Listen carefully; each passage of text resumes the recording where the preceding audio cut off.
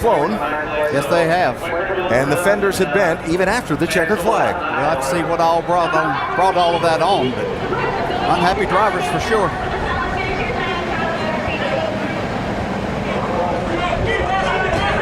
Well, more. That's Matt Kenseth.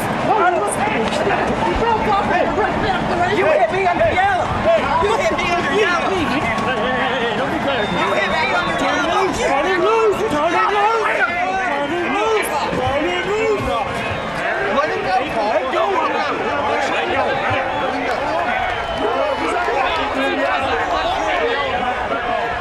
Race is over.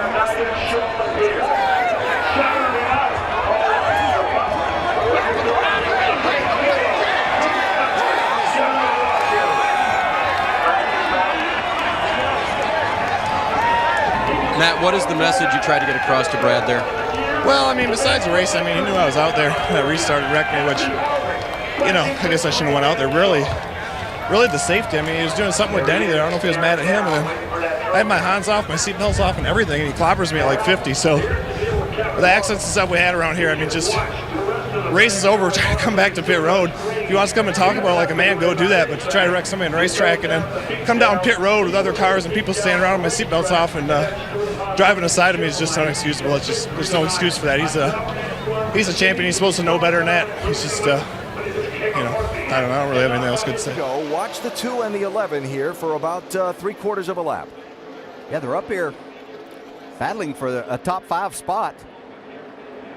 See, the 11 gets a little bit loose there. A little contact, not much. A little bump. And it goes 4 wide for a minute. 2's momentum was broken and so on. Now on the cool down lap. Yeah, I can understand them a little bit. They were having some contact at the end of the race. But not sure about some of this other stuff. I didn't see a whole lot that Denny Hamlin did wrong in that in trying to race in that scenario there. At the entrance to the pit road, that's the hit Matt Kenseth was talking about. And while doing that, Keselowski runs into the back of Tony Stewart, so then this.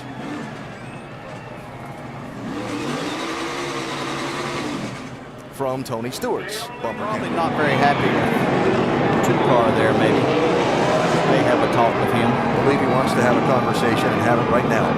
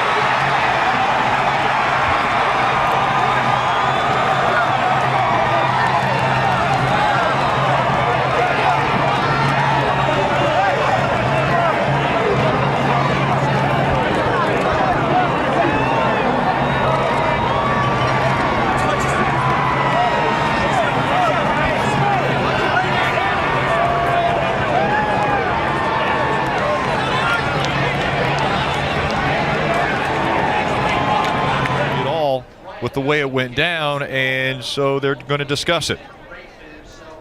And maybe a little more than discussion. You see, this sport's full of emotions. You know, Kevin Harvick feels like he was done wrong, and he wants to express his displeasure with Jimmy. These two worked really closely together, you know, making their cars faster, but you can see Kevin's not happy with Jimmy. That's what the playoffs do. Kevin Harvick wants to win a championship.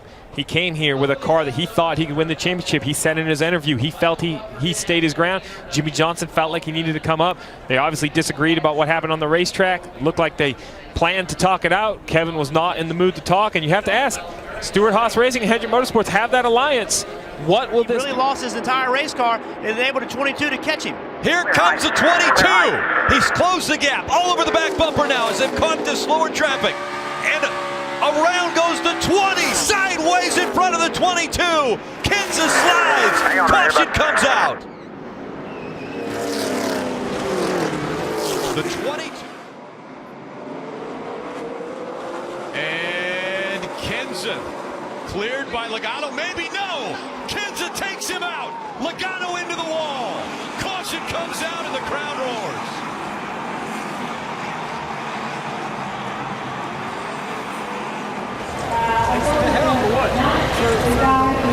What was happening for the leaders, man?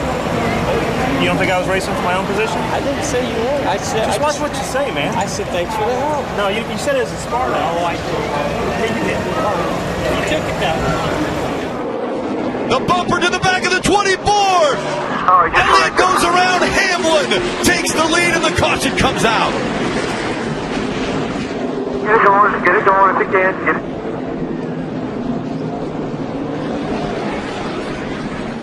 See right here, Denny Hamlin all in the back of the 24.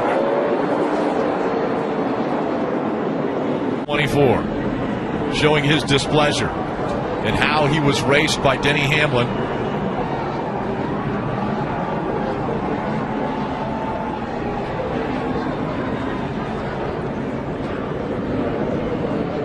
And then it was time to talk about it.